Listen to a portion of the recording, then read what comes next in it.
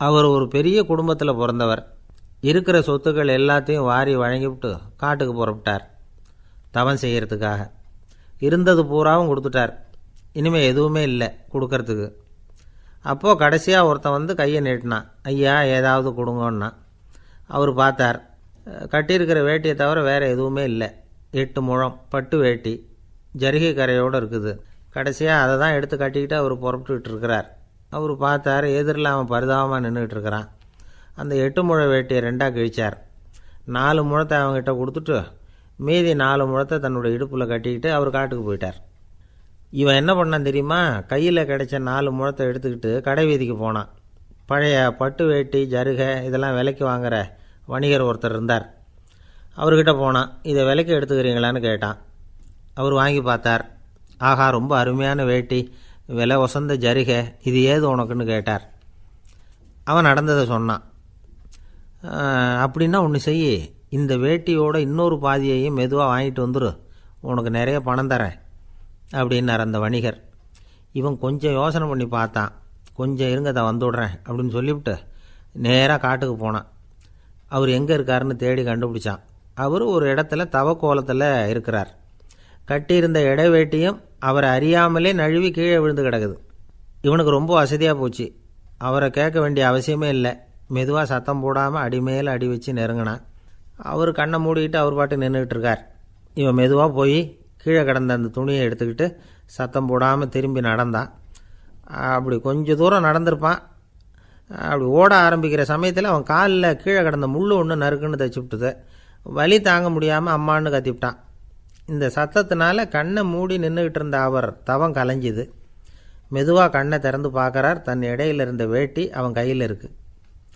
இப்போ அவர் நினைக்கிறாராம், இந்த வேட்டி மேலே நான் வச்ச ஆசை அல்லவா அவனை வந்து திருடன் ஆக்கிவிட்டுது அப்படின்னு நினச்சாரான். இது எப்பேற்பட்ட மனநிலைங்கிறத கொஞ்சம் யோசிச்சு பாருங்கள். தான் ஒரு பொருள் மேலே வைத்த பற்று இன்னொரு மனிதன் திருடனாக ஆகிறதுக்கு காரணமாக ஆயிட்டுதே அப்படின்னு நினைக்கிறார். அப்படி நினச்சி அவர் யார் தெரியுமா? அவர் தான் மகாவீரர். இழந்துட்டேங்கிறியே, நீ என்னத்தை கொண்டு வந்த இங்கே இழக்கிறதுக்கு? நீ என்னத்தை உண்டாக்குன இது அழிஞ்சுட்டுதுன்னு சொல்கிறதுக்கு? இது அவருடைய சிந்தனை. இன்றைக்கி நம்ம சிந்தனையெல்லாம் வேறு மாதிரி இருக்குது. ஒருத்தன் நடுத்தெருவில் உட்காந்து அழுதுகிட்டு இருந்தான். அந்த வழியாக வந்தவர் கேட்டார், ஏன்ப்பா அழற அப்படின்னு கேட்டார். 5 ரூபா சார், இந்த இடத்துல விழுந்துட்டுது, ரொம்ப நேரமாக தேடுறேன், கிடைக்காது போல இருக்கு அப்படின்னா. எப்போ தொலைஞ்சுது அப்படின்னு கேட்டார். அது எனக்கு தெரியாது சார், பணத்தை தொலைச்சவன் தேடி பார்த்துட்டு போயிட்டான், நான் அவனுக்கு பின்னாடி தேட வந்தவன் அப்படின்னு சொல்லிவிட்டு மறுபடியும் தேட ஆரம்பித்தானான். ஒரு ஊரில் ஒரு ஞானி இருக்கிறார். ரொம்ப பெரிய ஞானி, ரொம்ப வயசாகிட்டுது. கடைசி காலத்தில் அவர்கிட்ட சில பேர் வந்தாங்க. உங்கள் குரு யார் அப்படின்னு கேட்டாங்க. அவர் நிமிர்ந்து பார்த்தார்.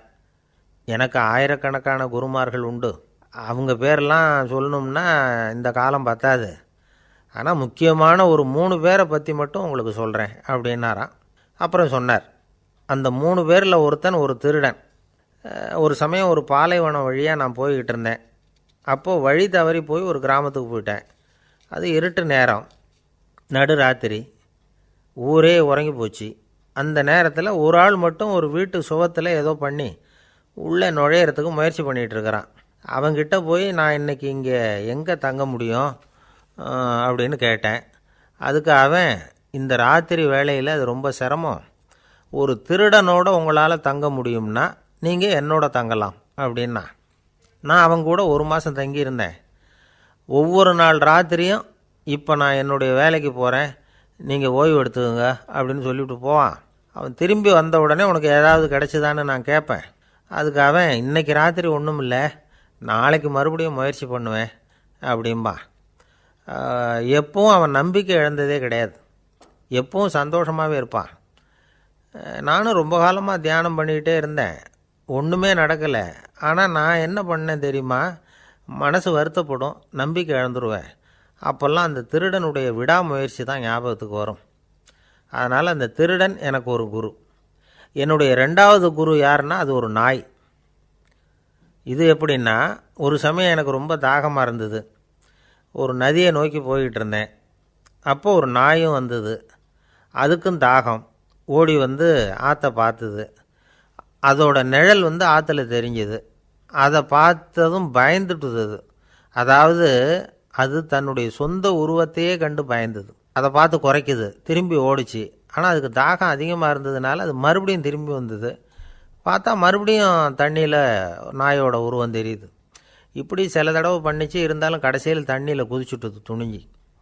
இப்படி குதித்த உடனே அதோட உருவமும் மறைஞ்சுட்டுது. இதை பார்த்தேன். நான் என்ன புரிஞ்சுக்கிட்டேன்னா, எவ்வளவு தான் பயம் இருந்தால் கூட ஒருத்தன் தைரியமாக காரியத்தில் இறங்கணும் அப்படிங்கிறத புரிஞ்சுக்கிட்டேன். இந்த போதனை அந்த நாய்கிட்ட இருந்து எனக்கு கிடைச்சிது. இது ஒன்று. அடுத்தது என்னுடைய 3வது குரு யாருன்னா, அது ஒரு சின்ன குழந்தை. நான் ஒரு சமயம் ஒரு நகரத்துக்கு போனேன். அங்கே ஒரு குழந்தை எரிகிற மெழுகுவத்தி ஒன்று எடுத்துக்கிட்டு வந்தது. நான் அந்த குழந்தைய பார்த்து வேடிக்கையாக கேட்டேன், ஏன் பாப்பா இந்த மெழுகுவத்தியை நீயாவே கொளுத்துனியா அப்படின்னு கேட்டேன். ஆமான்னுது அந்த குழந்தை. சரி, இந்த மெழுகுவத்தி முன்னாடி எரியாமல் இருந்தது, இப்போ எரியுது. இந்த மெழுகுவத்திக்கு வெளிச்சம் எங்கேருந்து வந்தது, அதை எனக்கு காட்ட முடியுமா அப்படின்னு கேட்டேன் அந்த குழந்தைகிட்ட. இதுக்கு அந்த குழந்தை சிரிச்சுக்கிட்டு அந்த மெழுகுவத்தியை ஊதி அணைச்சுட்டுது. அதுக்கப்புறம் என்னை பார்த்து கேட்டுது, இப்போ இந்த மெழுகுவத்தியின் வெளிச்சம் போனதை பார்த்தீங்க இல்லையா, அது எங்கே போச்சுன்னு எனக்கு சொல்லுங்க அப்படின்னுது. அந்த குழந்தை இப்படி கேட்டதும் என்கிட்ட இருந்த ஆணவம் அழிஞ்சுட்டுது. நான் படித்ததெல்லாம் அந்த வினாடியில் சுக்கு நூறாக போயிட்டுது.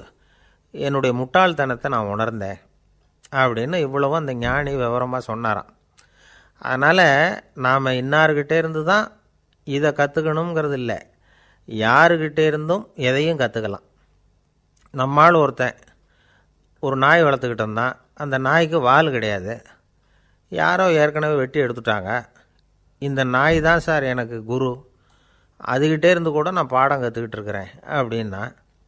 அப்படி என்ன கற்றுக்கிட்டேன் அந்த வால் இல்லாத நாய்கிட்டே இருந்து அப்படின்னு கேட்டோம். நாம் யாருக்கிட்டேயும் வாலாட்டக்கூடாது அப்படிங்கிற பாடத்தை அதுக்கிட்டே இருந்து தான் நான் கற்றுக்கிட்டேன் அப்படின்னா. என்னுடைய நண்பர் ஒருத்தர் ஆழ்ந்த சிந்தனையில் இருந்தார். என்ன யோசனை பண்ணுறீங்கன்னு கேட்டேன். தலைவர் ஆகணும்னு பார்க்குறேன், அதுதான் என்ன வழின்னு யோசிச்சுக்கிட்டு இருக்கேன்னார். நான் கூட அது மாதிரி யோசித்து பார்த்தேன். அதுக்கப்புறம் அந்த யோசனையை கை விட்டுட்டேன் அப்படின்னோம். ஏன்னு கேட்டார். அதுக்கான தகுதிகள் நமக்கு இல்லைங்கிறது புரியுது. அது நமக்கு புரியறத விட நம்ம விட மற்றவங்களுக்கு நல்லா புரிஞ்சு போச்சு. அதனால் பேசாமல் கம்முன்னு இருந்துடுறது தான் நல்லது அப்படின்னோம். தலைவர் ஆகிறதுக்கு தகுதிகள் வேறு உண்டோ அப்படின்னு கேட்டார். அவர் யதார்த்தமாக தான் கேட்குறார். நாங்கள் உடனே எங்ககிட்ட இருந்த ஒரு புஸ்தகத்தை எடுத்து அவர்கிட்ட கொடுத்தோம். படித்து பாருங்கன்னு. தலைவர் ஆகிறதுக்கு என்ன வழி அப்படிங்கிறத பற்றி அதில் போட்டிருக்கிறாங்க. முதல் வழி என்ன தெரியுமா? ஒரு 4 பேர் முன்னாடி இல்லைன்னா ஒரு கூட்டத்துக்கு முன்னாடி நீங்கள் பேச போகிறீங்க. அப்போ எப்படி ஆரம்பிக்கணும்னா, உண்மையான புகழ்ச்சி, நேர்மையான பாராட்டு, இதோடு ஆரம்பிக்கணும். எடுத்ததுமே அது சரியில்லை இது சரியில்லைன்னு பேசிகிட்டு இருக்கக்கூடாது. மக்களை பார்த்து நீங்கள் தான் தப்பு பண்ணிவிட்டீங்க அப்படின்னு நேரடியாக சொல்லக்கூடாது. தவறு இருந்தாலும் அதை மறைமுகமாக ஏதாவது கதை சொல்லி அதிலேருந்து அவங்க புரிஞ்சுக்கிற மாதிரி செய்யணும். அடுத்தவங்க பண்ண தப்பு என்னன்னு அலசறதுக்கு முன்னாடி நீங்கள் பண்ணின தப்பு என்னங்கிறத பற்றியே பேசுங்க. எதுக்கும் நேரடியாக உத்தரவு போட்டுக்கிட்டு இருக்கக்கூடாது. இதை நீங்கள் செய்யணும் அப்படின்னு சொல்கிறதுக்கு பதிலாக நீங்கள் இப்படி செஞ்சால் எப்படி இருக்கும் அப்படின்னு கேள்வி மாதிரி கேட்கணுமா. இப்படி கேட்டால் அது உத்தரவு மாதிரி தெரியாதான். அடுத்தவங்க மரியாதையை காப்பாற்றுறது மாதிரி பேசணுமா. உங்கள் பேச்சு இன்னொருத்தரை அவமானப்படுத்துறது மாதிரி இருக்கக்கூடாதான். ஏண்டா இவங்கிட்ட போய் மாட்டிக்கிட்டோம்னு யாரும் நினச்சிடக்கூடாது. ஒவ்வொரு சின்ன வளர்ச்சியையும் பாராட்டணும். வெற்றி சாதாரணமாக இருந்தாலும் பாராட்டாமல் இருந்துடக்கூடாது. பாராட்டும் பொழுது தாராளமாக இருக்கணும். குறை சொல்லும் பொழுது கவனமாக இருக்கணும். வாய்க்கு வந்தபடி பேசிவிட்டா அதுக்கப்புறம் வகையாக மாட்டிக்கிட்டு முழிக்க வேண்டியிருக்கும். நீங்கள் பேசுகிறது இன்னொருத்தருக்கு ஒரு கௌரவத்தையும் மரியாதையும் உண்டு பண்ணுறது மாதிரி இருக்கணும். நீங்கள் பேசுகிறது அடுத்தவங்களுக்கு இருக்கிற கொஞ்ச நெஞ்ச மரியாதையும் எடுத்து விடுறது மாதிரி இருக்கக்கூடாது. உங்கள் பேச்சை கேட்டால் கேட்குறவங்களுக்கு ஒரு ஊக்கம் வரணும், உற்சாகம் வரணும். தவறு எதுவாக இருந்தாலும் அதை சுலபமாக திருத்திக்கலாம், சரி பண்ணிக்கலாங்கிறது மாதிரி இருக்கணும் உங்கள் பேச்சு. அடுத்தவங்களை சந்தோஷப்படுத்துங்க. உங்கள் யோசனையை கேட்டு நடந்துக்கிறதுனால அந்த சந்தோஷம் அவங்களுக்கு கிடைக்கணும். இந்த தகுதியெல்லாம் உங்ககிட்ட இருந்தால் நீங்கள் ஒரு சிறந்த தலைவராகலாம் அப்படின்னு அந்த புஸ்தகத்தில் போட்டிருக்குது. இந்த காலத்தில் தலைவர் ஆகிறதுக்கு வேறு சில தகுதிகள்லாம் கூட தேவைப்படுது. ஒரு புள்ள தன்னுடைய அப்பா கிட்ட, அப்பா உன்ன மாதிரியே நானும் அரசியலில் சேரணும், தலைவர் ஆகணும்னு ஆசைப்படுறேன். இன்னையிலேருந்து எனக்கு அரசியல் பாடம் கற்றுக் கொடு அப்படின்னு கேட்டிருக்கான். அவரும் சரின்னு சொல்லிவிட்டு ஒரு பெரிய ஏணியை எடுத்துகிட்டு வந்தாராம். ஒரு செவுத்தில் சாத்தினார். இந்த ஏணியில் ஏறி உயர போய் அங்கே பரன் மேலே இருக்கிற ஒரு புத்தகத்தை எடுத்துகிட்டு வாடான்னு இருக்கார். மகனை பார்த்து, அப்பா ஏணி ரொம்ப உயரமாக இருக்குது, நீ ஜாக்கிரதையாக இதை பிடிச்சிக்கோ, நான் ஏறி போகிறேன் அப்படின்னு நான் பையன். பயப்படாத, நான் பார்த்துக்கிறேன்னார் அப்பா. பையன் ஏணியில் ஏறினா உச்சிக்கு போனதும் அப்பா கையை எடுத்துட்டார். ஏணி அப்படியே சரிஞ்சுட்டுது. பையன் பொத்துன்னு கீழே விழுந்துட்டான். இடுப்பை பிடிச்சிக்கிட்டு எழுந்திரிச்சான். என்னப்பா இது, இப்படி என்னை ஏற விட்டுட்டு கையை விட்டுட்டியே, இப்படி கை விடலாமா அப்படின்னு கத்தியிருக்கான். அப்பா நிதானமாக சொன்னாராம், அவசரப்படாதப்பா, அரசியலில் இதுதான் முதல் பாடம், பெத்த அப்பனாக இருந்தாலும் அவனை நம்பாதே அப்படின்னு உபதேசம் பண்ண ஆரம்பித்தாராம். அன்பாக இருக்கணும்னு அநேக பெரியவங்க சொல்லியிருக்கிறாங்க. நாமளும் அதை கேட்டுவிட்டு அன்பு காட்டுறதுக்கு தயாராக தான் இருக்கிறோம். அதை வாங்கிறதுக்கு தான் ஆளை காணும். இருந்தாலும் அன்பில் எத்தனையோ வகை உண்டு. அதை சரியாக புரிஞ்சுக்கிட்டு அதுக்கப்புறம் அன்பு காட்ட ஆரம்பிக்கணும். வகையை புரிஞ்சிக்காமல் அன்பு காட்டினா வம்புல மாட்டிக்க வேண்டியது தான். அன்புன்னா சாதாரணமாக நினச்சி விடாதீங்க. அதில் எவ்வளவு விதம் தெரியுமா? இரக்கம், கருணை, காருண்யம், பந்துத்துவம், பட்சம், பாசம், நேசம், விசுவாசம், அபிமானம், காதல், பக்தி, இப்படி பல விதமாக அதை பற்றி சொல்லி வச்சுருக்கிறாங்க பெரியவங்க. இந்த வார்த்தைகள்லாம் நாம் கேள்விப்பட்டது தான். இருந்தாலும் அதுகளுக்குள்ளே என்ன வித்தியாசம்னு கேட்டால் சரியாக சொல்ல தெரியாது. அதனால் இந்த வார்த்தைகளுக்கெல்லாம் பெரியவங்க என்ன விளக்கம் சொல்கிறாங்கன்னு இப்போ பார்க்கலாம். எளியவர்கள் மேலே செலுத்துகிற அன்பு இருக்கு பாருங்கள், அதுக்கு இரக்கம்னு பேர். அறிவு பலம், சரீர பலம், இது ரெண்டும் இல்லாதவங்க மேலே, அதாவது வலிமையற்றவர்கள் மேலே செலுத்துகிற அன்பு இருக்கு பாருங்கள், அதுதான் கருணை. எறும்புலேருந்து யானை வரைக்கும் சகல ஜீவராசிகள் மேலேயும் காட்டுற அன்புக்கு காருண்யம்னு பேர், ஜீவகாருண்யம். சிவி சக்கரவர்த்தி காட்டின அன்பு இந்த ரகம். உறவினர்கள், சொந்தக்காரங்க, அவங்க வசதியாக இருந்தாலும் வறுமையில் இருந்தாலும் வித்தியாசம் இல்லாமல் காட்டுற அன்பு இருக்கு பாருங்க, அதுக்கு பேர் பந்துத்துவம். ஒரு எஜமானன் வேலையாள்கிட்ட காட்டுற அன்பு இருக்கு பாருங்க, அதுக்கு பேர் தான் பட்சம். அவனும் தன்னை மாதிரி மனுஷன்தாங்கிற நினப்பு வேணும். ஒரு தாய் தன்னுடைய குழந்தை மேலே, ஒரு குழந்தை தன்னுடைய தாய் மேலே செலுத்துகிற அன்புக்கு பாசம்னு பேர். ஈருடல் ஓர் உயிர்னு நினைக்கிறது இது. ராமரும் கௌசலையும் இதுக்கு உதாரணம். தம்மை ஒத்த நண்பர்கள்கிட்ட செலுத்துகிற அன்புக்கு நேசம்னு பேர். வயசு, செல்வம், அந்தஸ்து, இந்த வித்தியாசமெல்லாம் பார்க்காம அவங்க சுக துக்கத்தில் சமபங்கு எடுத்துக்கிறது இது. கிருஷ்ணன் குசேலர்கிட்ட காட்டினது இந்த ரகம். வேலை செய்கிறவன் முதலாளிகிட்ட காட்டுற அன்புக்கு விசுவாசம்னு பேர். தேசத்து மேலேயும் தாய்மொழி பேர்லையும் செலுத்துகிற அன்புக்கு அபிமானம்னு பேர். தேசாபிமானம்னு சொல்கிறோமே, இதுதான். ஒரு கணவன் மனைவி பேரில் காட்டுற அன்புக்கு காதல்னு பேர். கடவுள் பேரில் செலுத்துகிற அன்புக்கு பக்தின்னு பேர். இப்படி அன்புல பல ரகம் இருக்கிறப்போ அதில் உள்ள வித்தியாசம் தெரியாமல் இடம் மாற்றி அன்பு காட்டினா இடைஞ்சல் தான். சரி, இந்த அன்பை பற்றி விஞ்ஞானம் என்ன சொல்லுது தெரியுமா? இதயத்தை பாதுகாக்கிறதுக்கு முக்கியமாக தேவைப்படுற ஒன்று இந்த அன்பு தான்னு சொல்லுது. நெதர்லாந்து விஞ்ஞானிகள் இதை ஆராய்ச்சி பண்ணியே கண்டுபிடிச்சிருக்கிறாங்க. கொஞ்சம் முயல் குட்டிகளை 2 பிரிவாக பிரித்தாங்க. 2 குரூப்புக்கும் கொழுப்பு அதிகமாக உள்ள ஆகாரத்தையே கொடுத்துக்கிட்டு வந்தாங்க. ஆனால் ஒரு குரூப்புக்கு வெறுமன ஆகாரத்தை கொடுத்ததோடு சரி, இன்னொரு குரூப்பு முயல்களுக்கு ஆகாரம் கொடுத்ததோடு நிறுத்திக்கல. அதுக்கு முன்னாடி கூண்டுகளை திறந்து விட்டு முயல்களை கொஞ்ச நேரம் எடுத்து கொஞ்சி விட்டு அதுக்கப்புறமா ஆகாரம் கொடுத்தாராம் ஆராய்ச்சியாளர். இந்த குரூப்புக்கு இதய பாதிப்பு 60% குறைச்சலாக இருந்துதான். சில நோயாளிகளுக்கு ஹார்ட் அட்டாக் வந்தாலும் அதை தாங்கிக்கிட்டு குணமாகிற சக்தி அதிகமாக இருக்குது. இது எப்படின்னு ஆராய்ச்சி பண்ணி பார்த்துருக்குறாங்க. அவங்கெல்லாம் மனைவி தன் பேரில் ரொம்ப அன்பாக இருக்கிறதாக நினைக்கிறவங்களாம் இருக்கிறாங்களாம். இதய நோயாளிகள் பல பேரை சந்தித்து இதய நோய் ஏற்பட என்ன காரணம்னு கேட்டிருக்கிறாங்க. அவங்க சொன்ன காரணம்லாம் சாப்பாடு சம்பந்தமாக இல்லையா, மனைவி அன்பா இல்லை, இப்படிப்பட்ட காரணத்தை தான் சொல்கிறாங்களாம். அதனால் இதயத்தை பாதுகாக்கணும்னு நினைக்கிறவங்க அடுத்தவங்க அன்பாக இருக்கிறது மாதிரி பார்த்துக்குங்க, அதுதான் முக்கியம். ஒருத்தர் முகம் பூரா பிளாஸ்டரி போட்டுக்கிட்டு வந்தார். ரொம்ப கோபமாக, என்னங்க ஆச்சுன்னு விசாரித்தேன். எல்லாம் உங்களால் தான் சார்னார். விவரமாக சொல்லுங்களேன். என்ன, உங்கள் தகவலை கேட்டுவிட்டு ஒரு பூனைக்குட்டியை கையில் எடுத்தேன், அன்பாக அதை தடவி கொடுக்கறதுக்காக. ஆனால் அது முந்திக்கிட்டது, அது என் முகத்தை தடவி கொடுத்துட்டுது, முகம் பூரா நகை கீறல், அதுதான் இப்படி அப்படின்னார். அன்புல அறிவு சேராததுனால வந்த கோளாறு இது. இந்த உலகத்தில் எவ்வளவோ உயிரினங்கள் இருக்குது. ஒவ்வொன்றும் ஒவ்வொரு விதமாக சண்டை போடுது. இப்போ 2 மாடு சண்டை போட்டுக்குதுன்னு வச்சுக்கோங்க, என்ன பண்ணும்? 2 முட்டிக்கும். அதுக்கு சண்டை போடுறதுக்கு ஆயுதமாக உபயோகப்படுறது அதோட கொம்பு. 2 சேவல் சண்டை போட்டுக்குதுன்னு வச்சுக்கோங்க, அதுக்கு ஆயுதமாக உபயோகப்படுறது அதோட கால் நகம். காலால் தான் அது ஒன்றோட ஒன்று சண்டை போட்டுக்கும். ஆனால் 2 மனுஷன் சண்டை போட்டுக்கிறான்னு வச்சுக்கோங்க, இவன் இன்னதை தான் ஆயுதமாக உபயோகப்படுத்துவான்னு குறிப்பிட்டு சொல்ல முடியாது. கல்லை எடுப்பான், கத்தி எடுப்பான், துப்பாக்கி எடுப்பான், என்ன வேணாலும் பண்ணுவான். வாயால் திட்டுவான், கையால் அடிப்பான், காலால் உதைப்பான், சகலகலா வல்லவன். விலங்குகள்லாம் பொதுவாக வாயை சாப்பிட்றதுக்கு மட்டும்தான் உபயோகப்படுத்துது. ஆனால் இவனுக்கு சாப்பிட்றதுக்கும் அதுதான், சாப்பிட்டு விட்டு திட்டுறதுக்கும் அதுதான். ஆனால் ஒரு விஷயத்தில் மட்டும் கெட்டிக்கிறேன். அதாவது நாம் சண்டை போட்டுக்கிட்டாலும் பரவாயில்லை, கோழிகள் சண்டை போடாமல் இருக்கணும் அப்படின்னு ஆசைப்படுறான். எதுக்காக? கோழிகள் சண்டை போடாமல் இருந்தால் நிறைய முட்டைகள் போடுமா, அதுக்காக தான் இந்த அக்கறை. கோழி பண்ணை வச்சுருக்கிறவங்களுக்கு இது ஒரு பெரிய பிரச்சனை.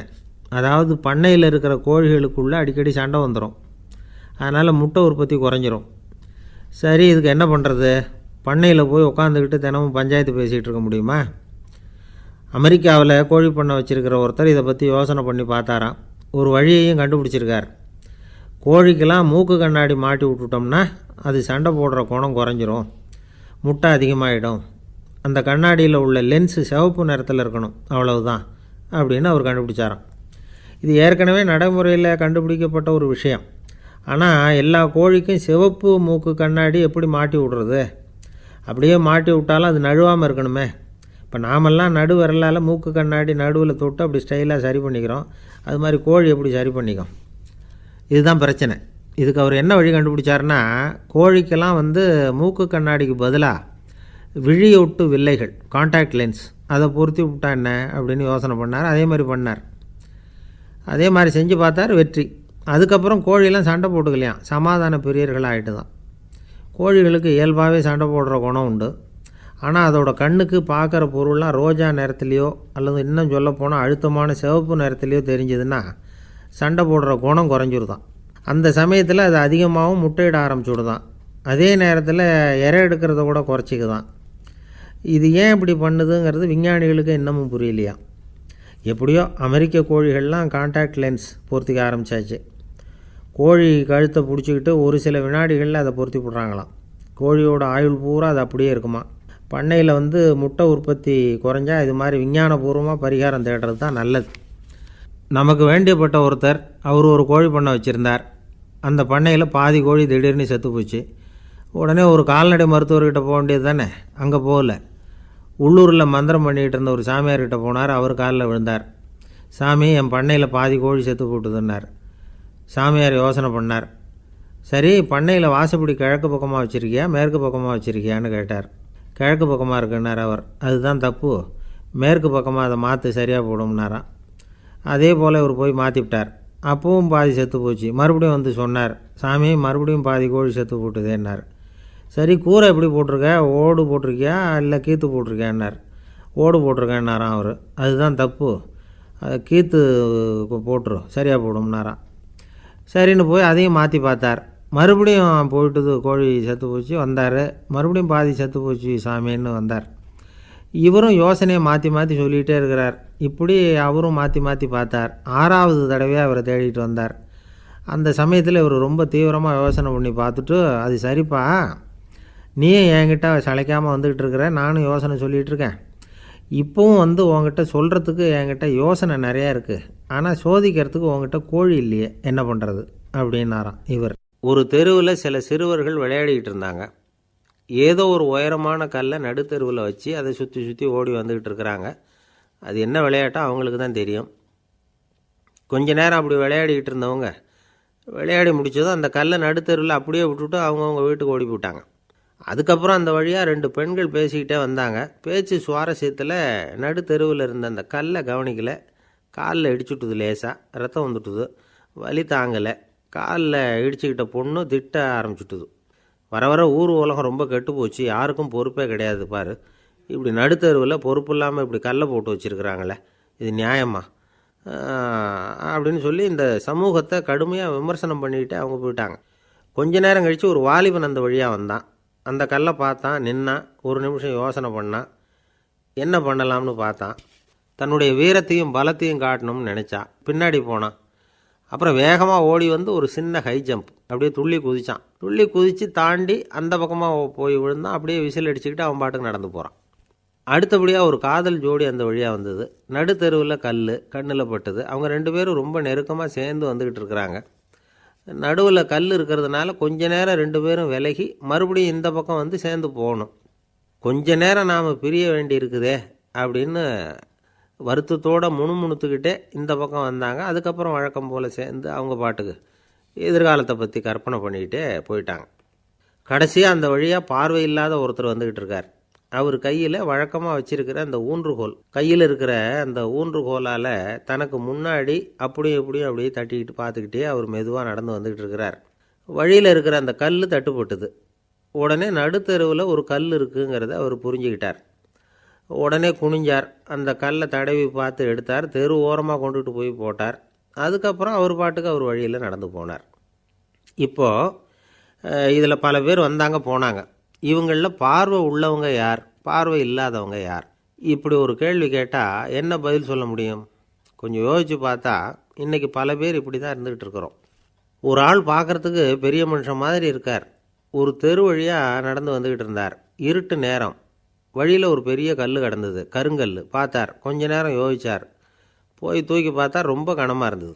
இன்னொரு ஆள் சேர்ந்தாதான் தூக்க முடியும். இவர் உடனே ரோட்டோரமாக போய் ஒரு மரத்தடியில் உட்காந்துக்கிட்டார். 2 பக்கமும் பார்த்துக்கிட்டே இருக்கார், யாராவது வர்றாங்களான்னு. கொஞ்ச நேரத்தில் ஒருத்தர் வந்தார். இவருக்கு தெரிஞ்சவர். என்னங்க இந்த நேரத்தில் இங்கே உட்காந்துருக்குறீங்கன்னு கேட்டார் அவர். அதோ அந்த கருங்கல் அப்படின்னு சுட்டி காட்டினார். ஓ, அதை தூக்கி ஓரமாக போடணுமா? வாங்க 2 பேரும் தூக்கலான்னார் வந்தவர். நான் அதுக்காக உட்காந்துருக்கலேன்னார் இவர். பின்ன வேற எதுக்காகன்னார் அவர். ஒரு மனுஷன் கருங்கல்லில் காலை இடிச்சுக்கிட்டான்னா எப்படி துள்ளுவான்னு பார்க்கணுங்கிறது எனக்கு ரொம்ப நாளாக ஒரு ஆசை. அதுக்காக தான் உட்காந்துருக்கிறேன் அப்படின்னாராம். அமெரிக்க ஜனாதிபதி ஆப்ரஹாம் லிங்கன் ஒரு நாள் தன்னோட கோச்சு வண்டியில் தலைநகரான வாஷிங்டனுக்கு போயிட்டுருக்கிறார். கோச்சு வண்டி ஒரு சாலையில் போயிட்டுருக்கு. அந்த சாலைக்கு ஒரு பக்கத்தில் பயங்கரமான சதுப்பு நிலம். சதுப்பு நிலம்னா அது புதைகுழி, புதை மணல்ங்கிறோம்ல, அது மாதிரி. அந்த சதுப்பு நிலத்தில் யாராவது மாட்டிக்கிட்டா அவ்வளோதான், ஆளை கொஞ்சம் கொஞ்சமாக உள்ளே அமுக்கிவிடும். தப்பிச்சு கரையிறது கஷ்டம். அப்படிப்பட்ட நிலம் அது. ஆப்ரஹாம் லிங்கன் ஏதோ ஒரு முக்கியமான அரசாங்க வேலையாக போயிட்டு திரும்பி வந்துக்கிட்டு இருக்கிறார். அதனால் அந்த சமயத்தில் அவர் விலை உசந்த ஆடைகளை அணிஞ்சிருக்கிறார். அப்படி அவர் அந்த கோச்சு வண்டியில் வந்துக்கிட்டு இருக்கிறாரு. அந்த சமயத்தில் ஒரு காட்சி அவர் கண்ணில் பட்டுட்டுது. என்ன தெரியுமா? ரோட்டுக்கு பக்கத்தில் இருந்த சதுப்பு நிலத்தில் ஒரு இளம் பன்றிக்குட்டி சிக்கிக்கிட்டு தவிச்சிக்கிட்டு இருக்குது. பரிதாபமாக கத்திக்கிட்டு இருக்குது. அதை பார்த்தார் லிங்கன். அவருக்கு என்ன மாதிரி ஆயிட்டுது. உடனே வண்டியை நிறுத்த சொன்னார். கீழே இறங்கினார். தன்னோட விலை உசந்த ஆடைகளை பற்றி லட்சியம் பண்ணவே இல்லை. தனக்கே ஆபத்து வரலாம்ங்கிறத பற்றியும் கவலைப்படலை. தான் ஒரு குடியரசுத் தலைவருங்கிறத பற்றியும் அவர் நினச்சி பார்க்கல. நேராக அந்த சதுப்பு நிலம் பக்கமாக போனார். அந்த சேத்துல இறங்கி பன்றிக்குட்டியை காப்பாற்றி கரைக்கு கொண்டுகிட்டு வந்து சேர்த்துட்டார். அதுக்கப்புறம் நிம்மதியாக கோச்சு வண்டியில் ஏறி வெள்ள மாளிகைக்கு வந்து சேர்ந்தார். ட்ரெஸ்ஸு, உடம்பு பூரா சேறு சகதி. பார்க்குறவங்களுக்கெல்லாம் ஆச்சரியமாக போச்சு. அவங்களுக்கு ஒன்றும் புரியல. இவர் நேராக ட்ரெஸ்ஸு மாற்றிக்கிறதுக்காக போனார். கோச்சு வண்டி ஓட்டிகிட்டு வந்தவங்கிட்ட போய் எல்லோரும் கேட்டாங்க என்ன ஆச்சு அப்படின்னு. அவர் வர்ற வழியில் நடந்த விவரத்தை சொன்னார். ஆப்ரஹாம் லிங்கனுடைய இந்த இறக்க குணத்தை எல்லாரும் பாராட்டினாங்களாம், புகழ்ந்தாங்களாம். ஆனால் இதுக்கு லிங்கன் என்ன பதில் சொன்னார் தெரியுமா? தயவு பண்ணி இந்த புகழ்ச்சியான பேச்சையெல்லாம் ஒதுக்குங்க, அதெல்லாம் வேணாம். அந்த சின்ன பிராணி சகதியில் மாட்டிக்கிட்டு துடிச்சிக்கிட்டு இருந்தது, அதை பார்த்தேன். உடனே என்னுடைய இதயத்தில் ஒரு முள் தைச்சது மாதிரி ஒரு உணர்வு. அந்த முள்ளை பிடுங்கி எறிஞ்சேன், அவ்வளவுதான். உண்மையில் அந்த பிராணிக்கு நான் உதவினேங்கிறத விட எனக்கு ஏற்பட்ட இன்னலை போக்கிட்டேன் அப்படிங்கிறது தான் உண்மை. அதுதான் பொருத்தம். அப்படி இருக்கிறப்போ இதில் புகழறதுக்கு என்ன இருக்குது அப்படின்னாராம் ஆப்ரஹாம் லிங்கன். எவ்வளவு யதார்த்தமான வார்த்தைகள் பாருங்கள். இந்த காலத்தில் நம்மளையும் பல பேர் அப்படி உண்டு. நீச்சல் தெரியாத ஒரு ஆள் தண்ணியில் இறங்கிட்டான். தண்ணி ஆழம்ங்கிறது அப்புறமா தான் தெரிஞ்சுது. தத்தளிக்க ஆரம்பிச்சிட்டான். வாழ்னு கத்துறான். கரையில் நின்றுட்டு இருந்த ஒருத்தர் இதை பார்த்தார். உடனே அவருக்கு இதயத்தில் முள் தைச்சது மாதிரி ஒரு உணர்வு. உடனே குபீர்னு தண்ணியில் பாய்ஞ்சார். அவரை காப்பாற்றி கரைக்கு கொண்டுட்டு வந்து சேர்த்தார். இதை பார்த்துக்கிட்டு இருந்த இன்னொருத்தர் காப்பாற்றின அந்த ஆளை பாராட்டி புகழ்ந்தார். என்ன புகழாதீங்க சார் அப்படின்னார் அவர். ஏன்னு கேட்டார் இவர். நான் அந்த ஆளை ஏன் காப்பாற்றினேன் தெரியுமா? அவன் நேற்றுக்கு என்கிட்ட 300 ரூபா கடன் வாங்கியிருக்கிறான். இவன் தண்ணியில் போட்டான்னா நான் கொடுத்த கடனும் தண்ணியில் போடும். அதனால தான் விழுந்து காப்பாற்றினேன் அப்படின்னா அந்த ஆள். ஒருத்தர் ரொம்ப அவசரமாக போய்கிட்டு இருந்தார். எங்கே சார் போகிறீங்கன்னு கேட்டோம்.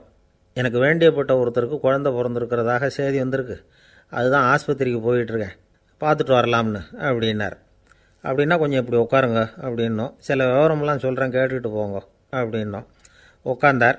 அப்புறம் சொல்ல ஆரம்பித்தோம். புதுசாக பிறந்திருக்கிற ஒரு குழந்தைய பார்க்க போகிறதுன்னா அது சாதாரண விஷயம் இல்லை. அதில் ரொம்பவும் கவனமாக நடந்துக்கணும்.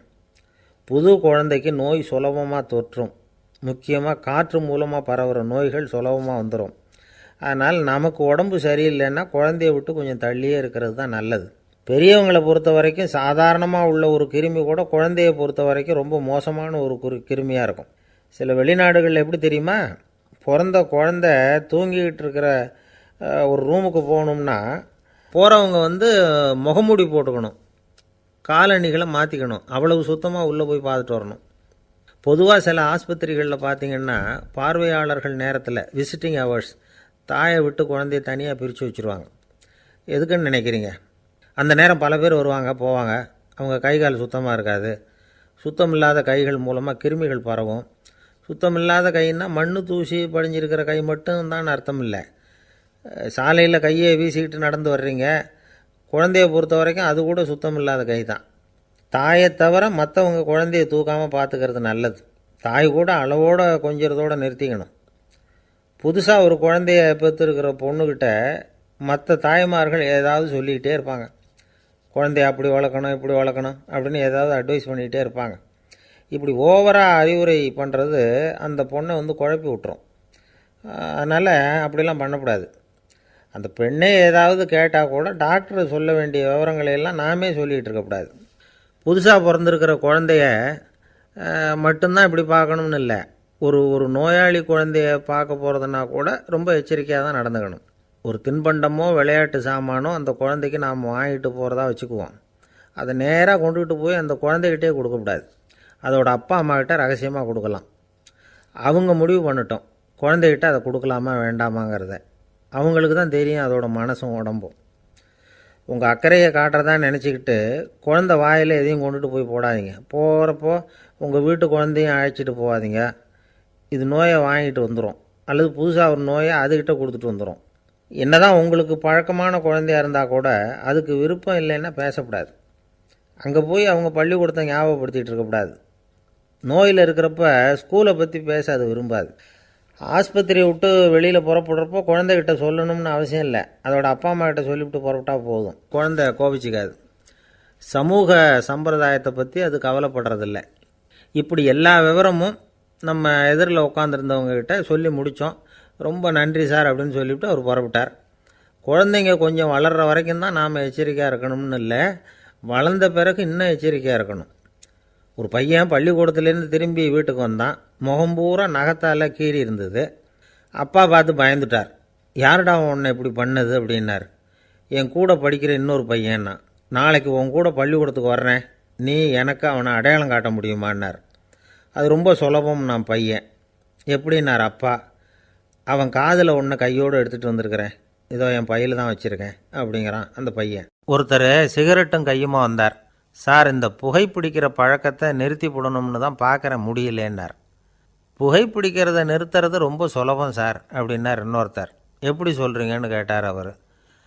நான் கூட ஏற்கனவே 10 தடவை அந்த பழக்கத்தை நிறுத்தி இருக்கிறேன் சார் அப்படின்னார் இவர். இதிலேருந்து என்ன தெரியுது? புகைப்பழக்கத்தை திடீர்னு விட்டு விடுறதுங்கிறது ரொம்ப கஷ்டம்னு தெரியுது. இருந்தாலும் இது சம்பந்தமான ஆராய்ச்சி, அனுபவம், இது ரெண்டையும் அடிப்படையாக வச்சு சில வழிமுறைகளை சொல்கிறாங்க. அதாவது புகைப்பிடிக்கிறத நிறுத்துறதுக்கு 10 வழிகள் உண்டு அப்படின்னு சொல்கிறாங்க. அது என்னங்கிறத தெரிஞ்சுக்கிட்டால் உபயோகப்படுதான்னு பார்க்கலாமே. முதல் கருத்து என்னன்னா, கொஞ்ச நாளைக்கு புகைப்பிடிக்கிற நண்பர்களை விட்டு விலகி இருக்கணும். இதனால் புகைப்பிடிக்கிற ஆசை குறையும். அந்த பழக்கத்தை மறுபடியும் ஆரம்பிக்கக்கூடாதுங்கிற எண்ணம் உறுதிப்படும். ரெண்டாவது கருத்து, புகைப்பிடிக்கிறதை எதிர்த்து தீவிரமாக பிரச்சாரம் செய்ய ஆரம்பிச்சிடணும். அது அடுத்தவங்களுக்கும் உபயோகப்படும், உங்களுக்கும் உபயோகப்படும். உங்கள் உள்ளுணர்வை அது தூண்டும், உங்களை உறுதி கொள்ள வைக்கும். மூன்றாவது கருத்து என்னென்னா, தினமும் 2 தடவை குளிக்கணும். எப்படி தெரியுமா? முதல்ல வெது வெதுப்பான தண்ணீர், அப்புறம் குளிர்ந்த தண்ணீர், இப்படி மாறி மாறி குளிக்கணுமா. 4வது கருத்து, உடற்பயிற்சிகள் செய்யணும். மூச்சு வாங்குற மாதிரியான பயிற்சிகள் ரொம்ப நல்லதான். பிராணாயாமம் அப்படிங்கிற மூச்சு பயிற்சி ரொம்ப நல்லதுங்கிறாங்க. அப்புறம் 5வது கருத்து, சாப்பாடு மிதமாக இருக்கணும், சீராக இருக்கணும். பச்சை காய்கறிகள், பழங்கள் சாப்பாட்டில் சேர்த்துக்கலாம். அடிக்கடி கொஞ்சம் கொஞ்சமாக சாப்பிட்டு ரத்தத்தில் சர்க்கரையின் அளவை பராமரிக்கணும். இது நரம்புகளை அமைதிப்படுத்தும். 6வது கருத்து என்னென்னா, ரொம்ப நேரம் பசியோடு இருக்கக்கூடாது. புகைப்பிடிக்கிறத நிறுத்த முயற்சி செய்யும் பொழுது எடை குறைப்பு நடவடிக்கைகளை மேற்கொள்ளக்கூடாது. 7வது கருத்து, காப்பி, தேநீர், மதுபானம், அப்புறம் போதைப் பொருள்கள் கலந்த உணவுகள் இதெல்லாம் வேணாம். புகைப்பிடிக்கிறத அதெல்லாம் ஊக்கப்படுத்தும். கடுகு, மிளகு, அப்புறம் காரமான பொருள்களை தவிர்க்கணும். உப்பு அளவை குறைக்கணும். தினமும் 10 குவளை தண்ணீராவது குடிக்கணும். வெறும் தண்ணி புகைப்பிடிக்கிற ஆவலை தணிக்குதான். 8வது கருத்து, கையில் சிகரெட்டு, புகையில ஏதாவது இருந்தால் உடனே தூக்கி எறிஞ்சிருங்க. அது கையில் இருக்கிற வரைக்கும் புகைப்பிடிக்கிற ஆசை வந்துக்கிட்டே இருக்கும். 9வது கருத்து என்னென்னா, இறை நம்பிக்கை உள்ளவங்க புகைப்பிடிக்கிற எண்ணம் வர்றப்போவெல்லாம் பிரார்த்தனை செய்ய ஆரம்பிச்சுடலாம். 10வது கருத்து, உங்களுக்கு ரொம்பவும் வேண்டியவங்க யாரோ அவங்கக்கிட்ட எல்லாம் நீங்கள் புகைப்பிடிக்கிறத நிறுத்தி விட்டதாக சொல்லிவிடுங்க. இந்த 10 வழிகளையும் கடைபிடிக்க ஆரம்பிச்சுட்டா புகைப்பிடிக்கும் பழக்கத்தை நிறுத்தி விடலாம் அப்படின்னு சொல்கிறாங்க அனுபவப்பட்டவங்க. முயற்சி பண்ணி பார்க்கலாம். ஒரு முக்கியமான இடத்துல நின்றுக்கிட்டு இருந்தார் ஒருத்தர். அங்கே இன்னொருத்தர், ஏன் சார் இந்த இடத்துல சிகரெட் பிடிக்கலாமா அப்படின்னு அனுமதி கேட்டார். இந்த இடத்துல சிகரெட் பிடிக்கக்கூடாதுங்க அப்படின்னாரு இவர். நீங்கள் இப்படி சொல்கிறீங்க, ஆனால் இந்த இடத்துல கீழே நிறைய சிகரெட் துண்டுகள் கிடக்குதே, அவங்கெல்லாம் யார்? அவங்கெல்லாம் உங்கள் மாதிரி என்கிட்ட அனுமதி கேட்காதவங்க அப்படின்னாராம் இவர்.